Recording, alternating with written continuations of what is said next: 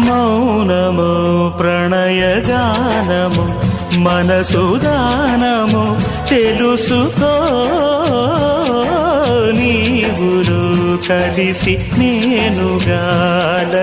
తోడుగా పిలిచి వలచాలే శిలలే చిగురించిన శిల్పం చెలిగా పిలిచే కనులే పండించిన స్వప్నం నిజమై నిలిచే నేడో మరునాడో మన మమతల చరితల మలుపు తెలుసుకోవా వసంతంలా వచ్చిపోవా ఇలా నిరీక్షించే కంటికే పాపలా